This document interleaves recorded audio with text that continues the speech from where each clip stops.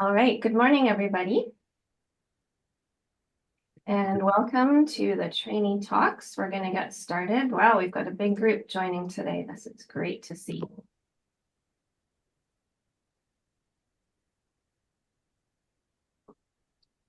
All right, I think we'll have a few more professors join, but I see Bram in here. So I think we're going to go ahead and get started. So welcome, everybody. As most of you know, Trainee Talks is a series of research talks delivered by software engineering graduate students in the Create SE for AI program. And all of our students are receiving specialized training in the technical and social aspects of AI-based software systems. Most of you know that my name is Lori Akiyama. I'm the program coordinator for Create SE for AI here at Concordia, and I'll be moderating the webinar today.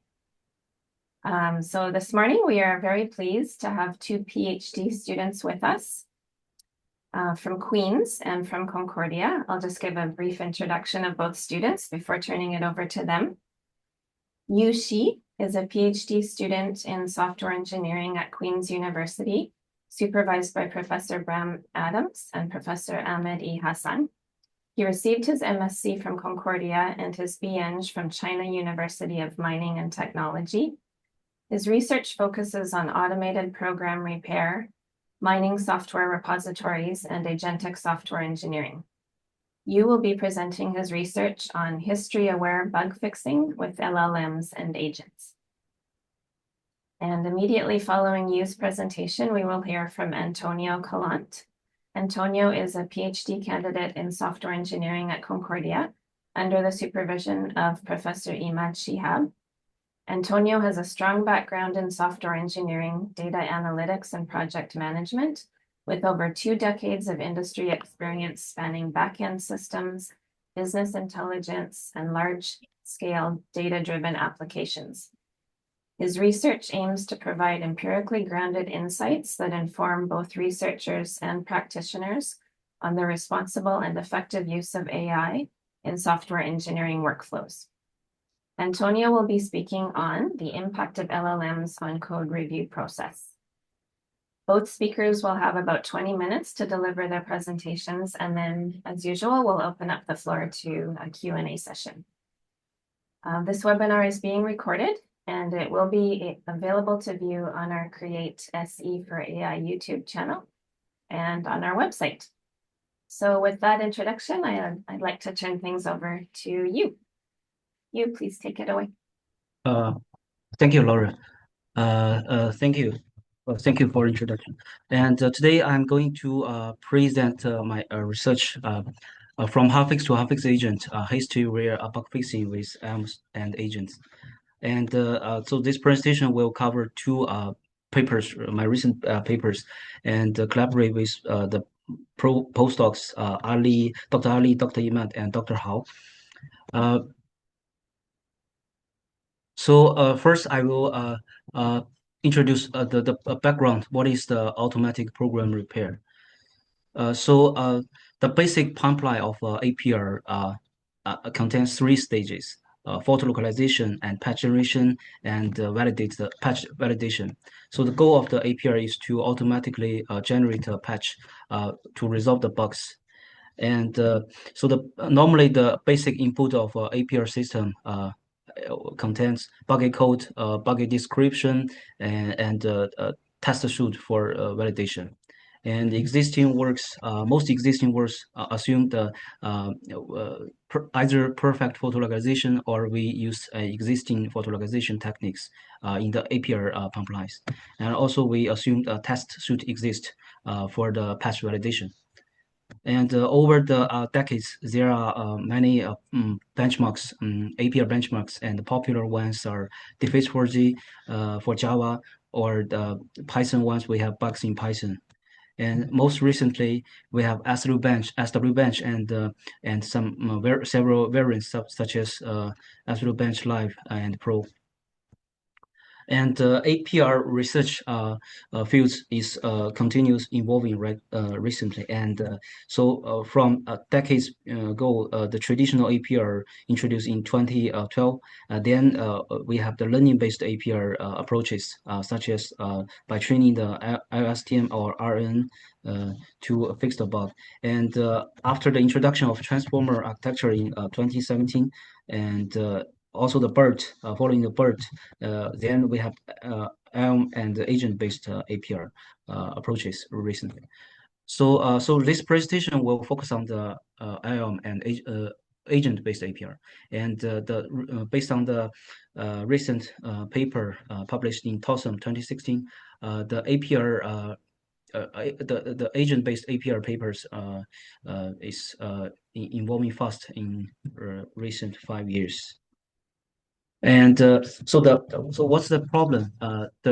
So based on our knowledge, so most of the existing work exclusively rely on the context from the current snapshot for the even we call it repository level APR. Well, as a software repository, there are rich historical snapshots which are ignored totally. So our question will be if the rich historical context can boost the performance of LLM and agent-based APR. And based on the insight from the MSR, we know the software history is the very important fact to understand why the bugs was introduced and how the buggy code evolved.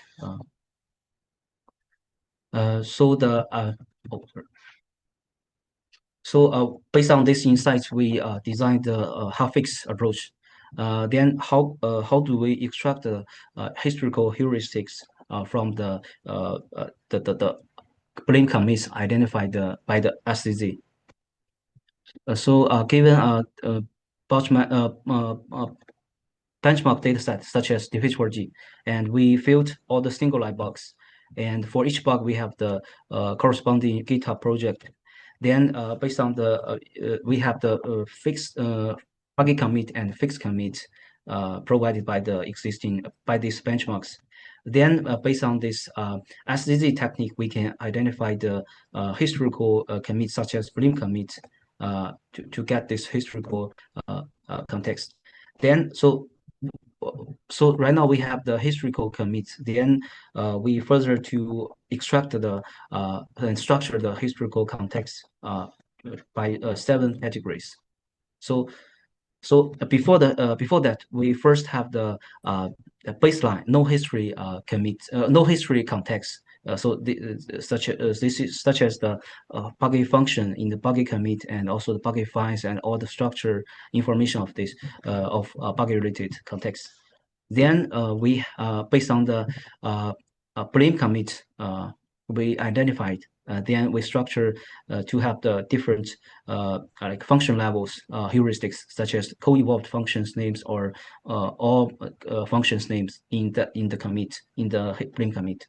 Then we also have the file level files, such as co-evolved files heuristics, and also we have the co-evolved we also have the buggy function, how buggy function evolved, such as this function 1 here. And also we have this different pairs in the history commit. And finally, we also have a file diff patch history heuristics. So based on these heuristics constructed, we evaluate their performance against the no history baseline. So this variant diagram is one of the example. Is for DeepSeek coder on defeat4g single line bugs. So we can see on the right side of the green part is the unique bugs solved by the different history heuristics. And we also did other pairwise evaluation, and they all showing a similar improvement pattern. The subject model we used are CodeLlama, DeepSeek Coder, and DeepSeek Coder V2. And benchmarks we used are diffage4G and bugs in Python. So but then after we proved the finding insight that history is valuable, but the next question will be we want to know if the valuable history context in Hafix can scale to the more complicated agentic system, APR system, and even more complicated bugs. So the left figure is a example of diffage4G bug, and to fix this bug, we need to modify two files, and we need to add several lines of new lines of code. Well, this is this showing the limit of the Hafix. So first point is Hafix currently only focus on the single line bugs first, because we want to in the first step we want to focus on validate the usefulness of the history context. So we then so we cannot handle the multi-hump bugs. So second point is the Hafix can only solve the blamable bugs. So what's the meaning of blamable bugs? So it is the fix requires the at least one line of delete line, modified line, so we can apply the gate blame, because SZZ based on the gate blame. And for the blameless bugs, such as the fix only need the new add some new lines. We cannot solve such blameless bugs. And also the Hafix focus on the one-turn repair, because it's an ion-based approach, and we didn't have we just have a single attempt to the patch generation and without iteration. And also we didn't use execution feedback from the test execution and compilation. So based on this limitation, we want to explore. So how about if we combine the agentic reasoning of LLMs and also this historical context? And the question is, will the SCZ-based history context still works for multi-hump bugs? And how do we move beyond the static pipeline of ion-based approach to an agentic approach that can automatically use the history context and running the test cases and also iteratively edit the buggy code to solve it. So based on this initial idea, we start to design the Hafix agent, but we have another major concerns. So we assume that complicated bugs such as multi-hump bugs have its buggy lines was touched by many different blame commits. So which commit is useful or valuable to solve the bugs? So this is an example. So given a continuous line of code, for each line we can perform SSD, and we have the either the same blame commit or different historical commit. So this causing us to analyze first analyze to what extent the number of SSD results blows up for multi-hump bugs. So we did this a preliminary study on all the bugs on diffage4G, and so we found that like 71% of bugs we can perform the SCD and to get the blame commit history and history context. And we also found 70% of these bugs have exactly one unique commit, unique blame commit. So so based on this preliminary insights, it's motivate us to design use the single unique blame commit as the primary source of history context in the agent design. And also we need to design a fallback strategy to handle the blameless bugs to obtain the historical context. So here to clarify, we categorize the bug to 4 different types: single line and single hunk. So it's several lines of bug. And the single file multi-hunk, it means the fix is in the single file and need multiple lines, and also multi-hunk. So we start to design the Hafix agent. So first, in the context builder, we have the three modules, several modules. Then in the metadata of the bug, we have the initial bug report test and also the photo localization information. And then we have a history module, extractor module. This module based on the SCZ and for the blameable bugs, and we also have a fallback strategy for the blameless bugs. Then based on we to obtain the historical heuristics we defined before. Here we pick the three FN OR and FN pair and the FN diff. So it's about functions and also the functions pairs and also the fire diff. So we use this bug metadata and also the history context to build the user prompt. And also we have the in the system prompt we have the repair strategies and also teach the agent how to use the design tools. So in the agent loop execution loop, so the LM first receive the context bug context built by the context builder. Then the LM decide the next actions, and the action can be execute any tools, external tools. So then, based on the output of the tools and feedback, we decide if the bug is was fixed or not, or if it's already reached to the steps or cost limit or timeout limit.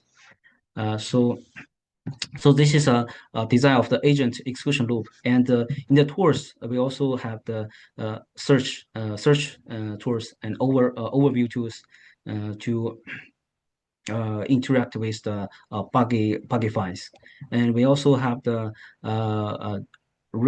basic read and edit for editing the buggy file. And we also, after we have the patch, then we have the compile and the compilation and test command to run the test cases. So overall, so the then after the design of the Hafix agent, we have the context builder, we have the agent, we have the tools. Then we implement this idea based on so there is an existing open source agent framework. It's very simple. It has 100 lines of code called mini SW agent. So we build on top of it to integrate the history module and also the tools and integrate our execution loop. So we use DeepSeek v3.2 experiment version as the backbone models. So then the evaluation of Hafix agent on the defeat for all the bugs of defeat 4G, we first compare with the SOTA agent towards repair agent. So in the comparison of all 829 common bugs with repair agent, the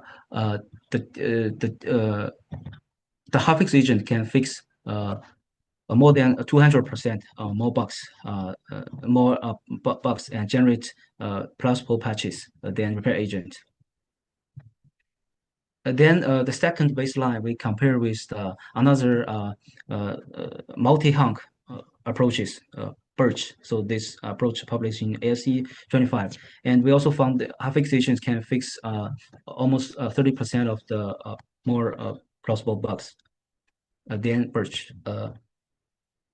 Then we also did the ablation study for the effectiveness for the history and no history heuristics. So we found that the performance of this individual history heuristics are complementary to each other.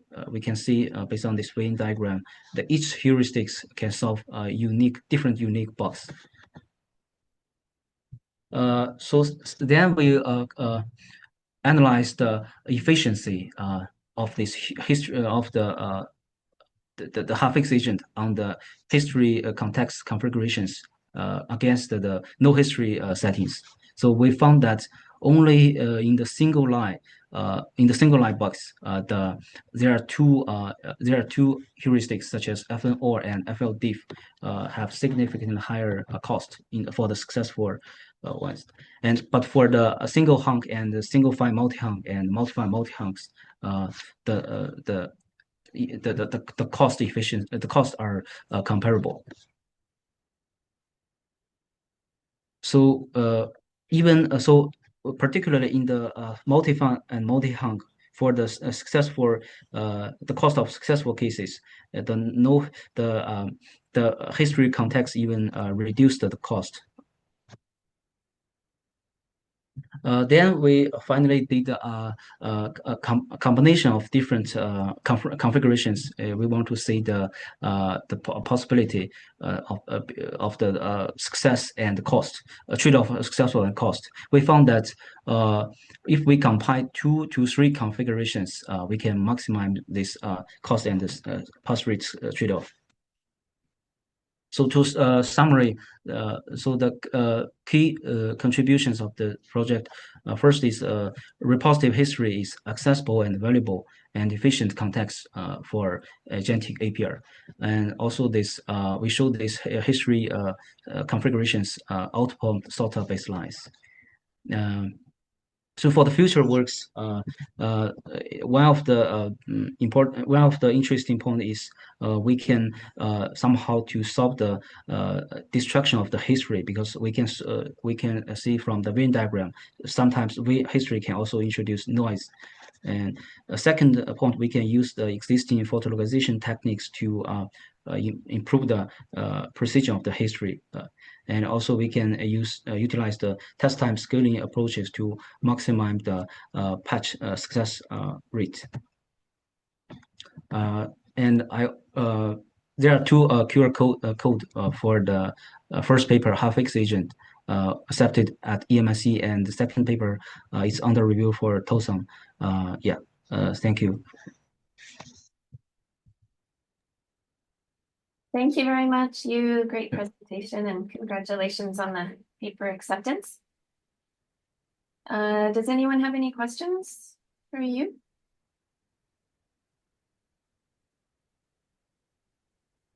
I see lots of clapping, and Emily, you've raised your hand. Go ahead. Hi, can you hear me all right? Yeah, maybe a little louder would be great. Okay. Perfect. Thank you for the presentation. I was wondering, in your system prompt, where do the repair strategies come from? Where the strategy is coming from? So initially we have we have the like in Half-X, it's very simple. It's very straightforward. We just gave this the like the bug description and buggy code, and we ask the LLM to like generate a patch. Then in the Half-X agent, it's a little bit we have some strategies. These are initially we check the Astro bench how they because we use our agent are built on top of the mini Astro agent. We check their defaults, provided an example. Then we start to build these strategies. So it's also somehow straightforward, but like several like these strategies we obtain during the debug or like empirical experiment. Yeah, but I mean I provide these details in the papers. If you have interest, we can check that later. Yeah. Okay, good to know. Thank you. Yeah, thank you. Thank you, Emily. Does anyone else have a question for you?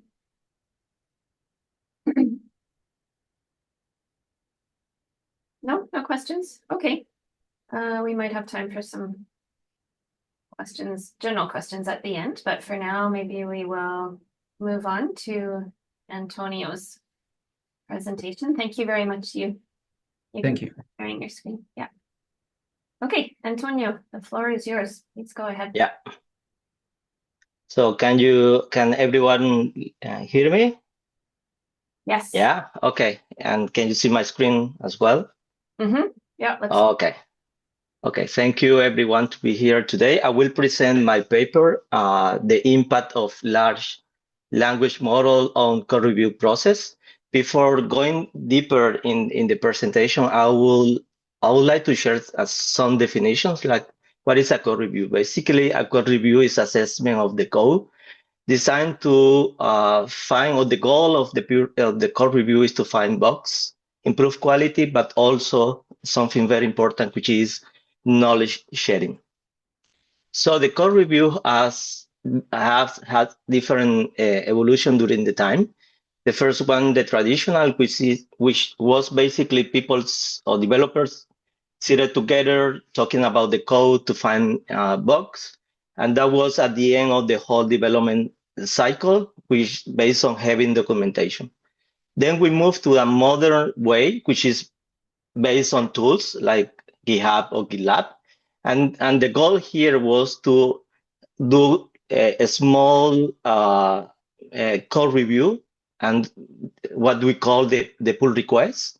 And it was not at the end of the cycle, it was anytime. So anytime developer asks for review the code, and the contributor or the reviewer can see the code or analyze the code at any time. It's not just at the end.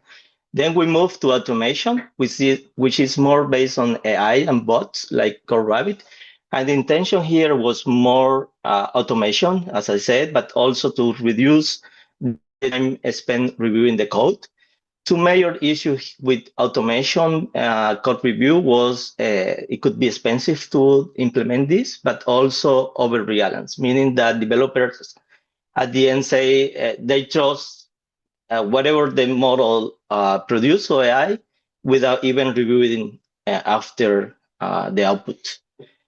And now we have synergy between AI and human, and the main goal here is to have feedback loop and more communication with the model. And something important here is trust calibration, meaning I don't overtrust, but I don't understand undertrust the model. So our research or our study is somewhere in this stage of the code review evolution. So we had seen many papers talking about productivity, talking about automation, using AI for pull requests, but there is still some concerns.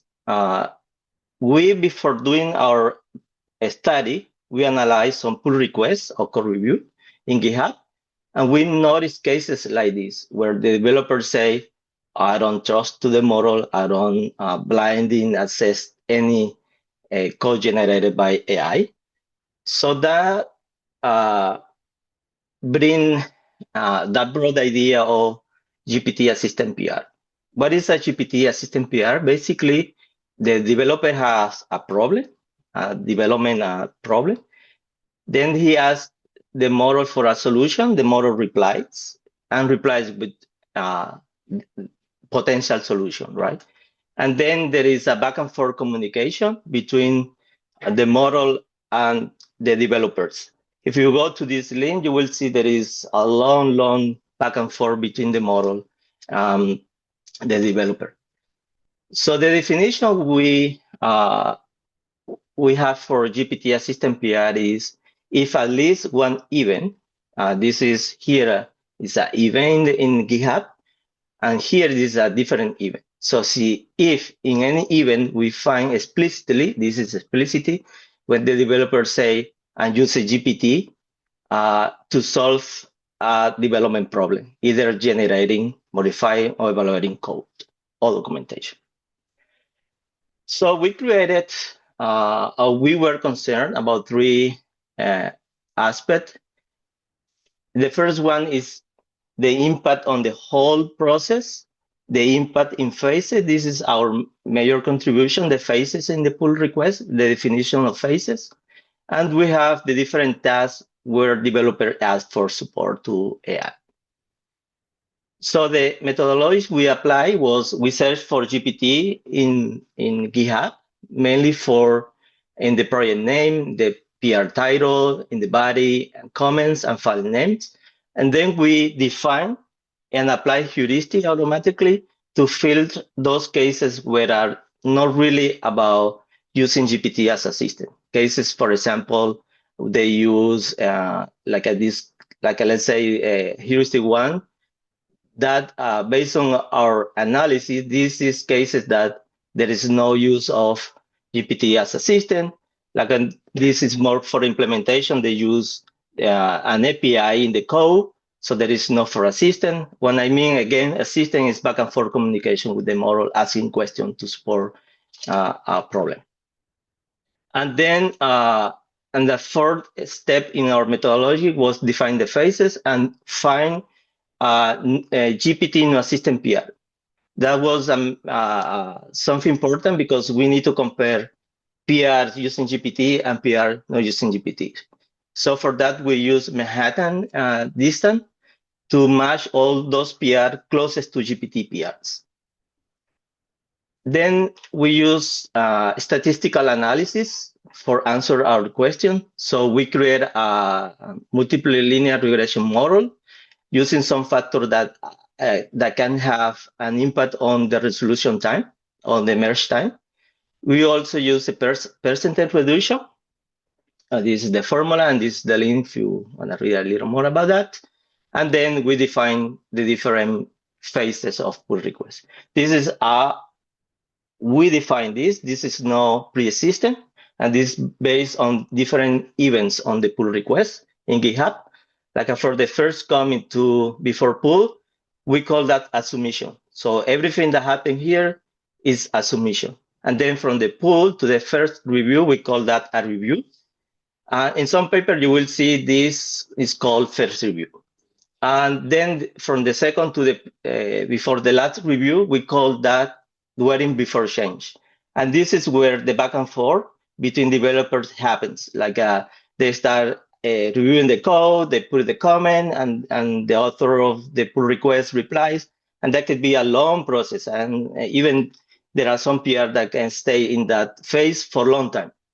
And then when the developers or review agree on the solution, we call that at the change. So, and finally, we have from when they say everything is correct to merge, there is still, there can happen many events here, and we call that at the waiting after a set time. And obviously, we have the resolution, which is from the first commit to the merge time. So this is for the first question. This is for the second and third question.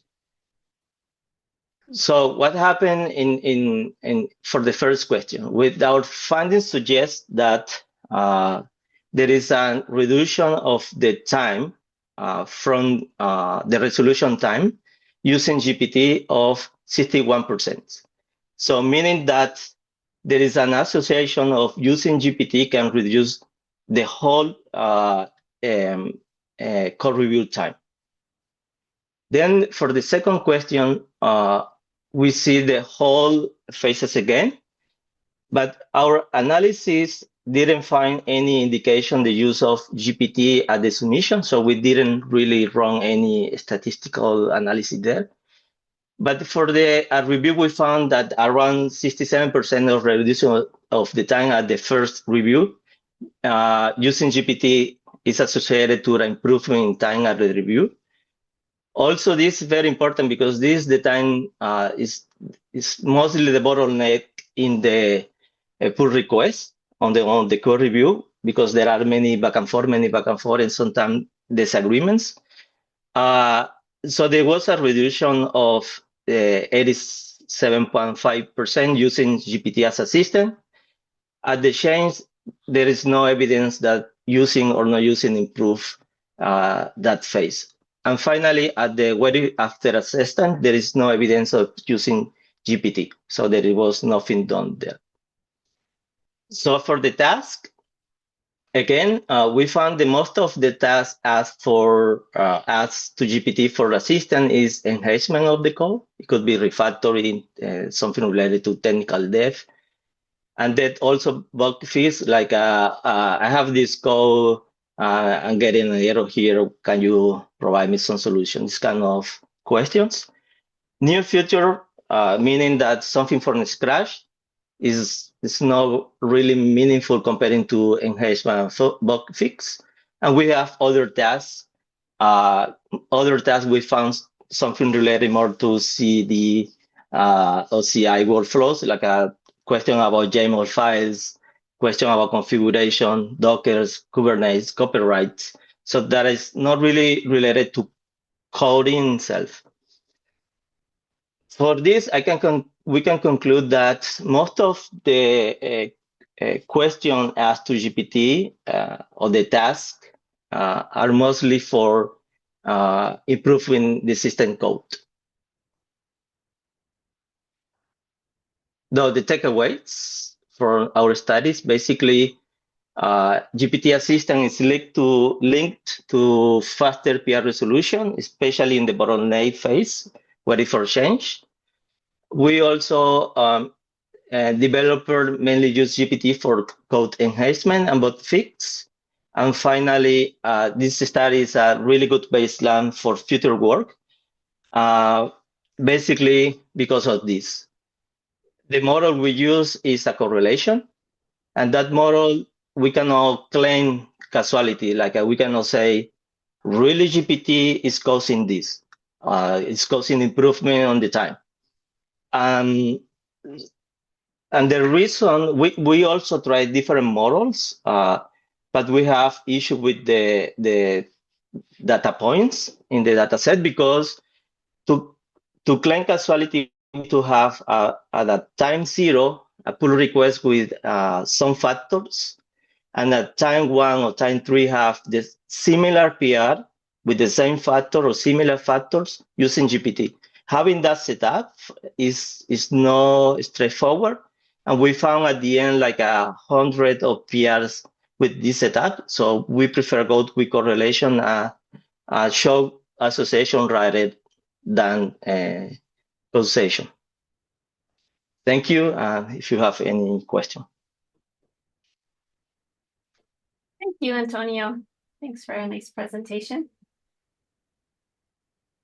Does anyone have any questions for Antonio? Bram, I see your hand is up. Hey, great presentation. So, got some questions. So, you focus on GPT. Is there a reason? Because there are other AI models as well, and so on. So was there a reason to focus on GPT? And two, how would your results generalize to other models, or what do you expect about generalization?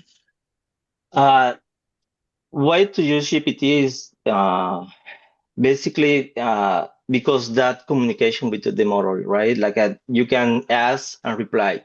And it's easy to see in GitHub that finding events where developers say, we use GPT, so we open the link, you see the communication, because that is our definition. What is a GPT as assistant is that communication with the model. So we haven't tried with different model, but it could be something to explore. But this is the reason why we use GPT with, because we can see all the communication between like a back and forth conversation with the model. I don't know if that but any model where you have this back and forth technically could actually work for your analysis. So it's not just GPT. It's like okay. And the my second question, you mentioned the Manhattan distance to find out these non-AI cases. Can you just explain a bit more how you did that? We need to compare apple with apples, right? Like just mentioning that GPT improved resolution time, but against what, right?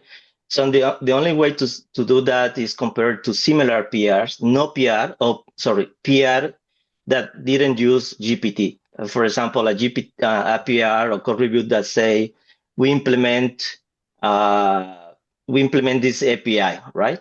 There is no evidence that they're using GPT at all. But we found only those cases where there are similar to some factor, like number of commits, the age, the number of modified files. So that, like, let me show something quick here. Okay, let me close this and go. This one here. This is our model. So we found GPT no assistant PR having the same factors in order to compare and be able to say, okay, using GPT is in some way associated with better resolution time, for example, comparing to similar PR that don't use GPT. As I say at the end, the best way should have been the same project, PR at the time zero, with the same factor, even adding more factors, and then comparing a PR2 with similar factors, but in the same project, right? And you will see, okay, in the same project, with the almost the same factor or similar factors, we have a difference. So that claims causation. This is the difference. But but actually that's true. But what could also work in that situation for the causality is using some commits from like 3-4 years ago, for which it's like 99% sure there was no AI being used with similar characteristics, and then those from now, because now it's still possible that they just don't declare the use of the AI, but they actually might have done it. So that's perhaps like a threat there. But otherwise, I agree. Yeah, it's something we can try, like for a second, for the improvement of this paper. Cool. Okay, thank you. You're welcome.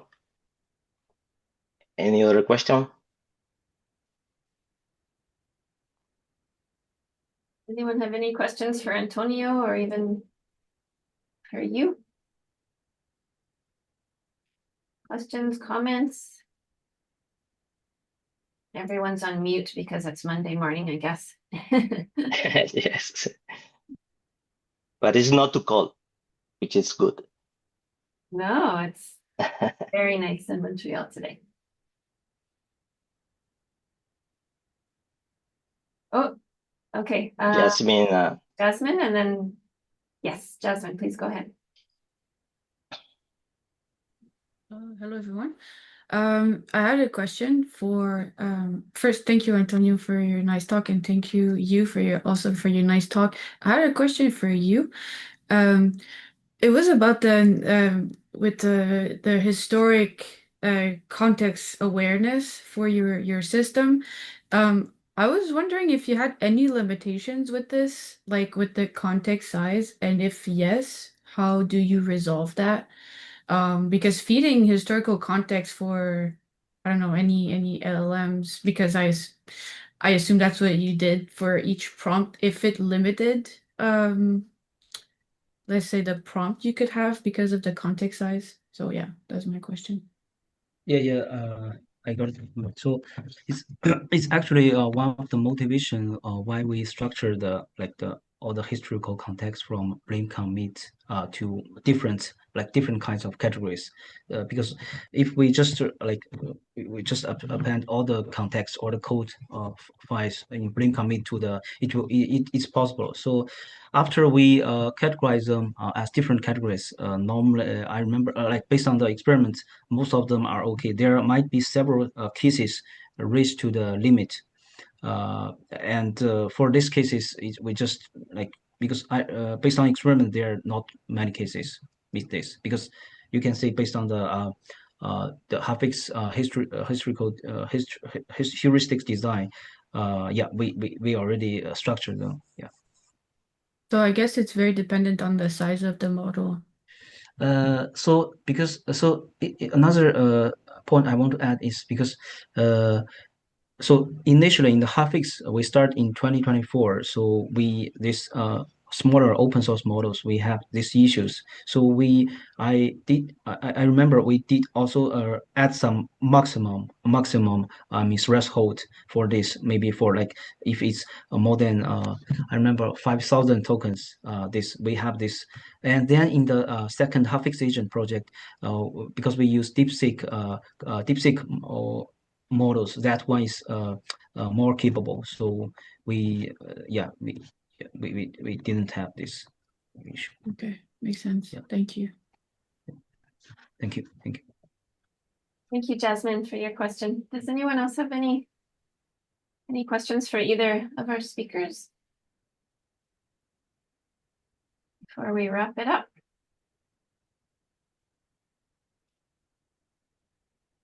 I think we had a few industry guests joining us today, so thank you very much for your interest in our program.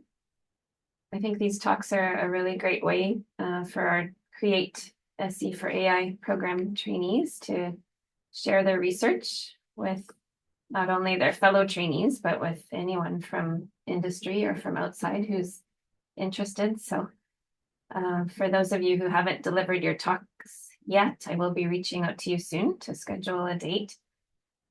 We have a lot of students who are getting ready to defend their thesis and who are graduating soon. So those are the students I'm trying to prioritize at the moment, but we will continue with our monthly trainee talks. So please get ready for the next one. I believe it's March 26th is the date we've chosen. It's a Thursday. So today was kind of an exceptional case that we held it on a Monday morning, but thank you everyone for your flexibility. If there's no other questions, I'd like to take this opportunity to thank both you and Antonio for their presentations today. And look forward to seeing everybody next time. Oh, Anthony's thanking everybody. Okay, thank you very much, everyone. Thank you. Have a great Thank you. day. Thank you, everyone.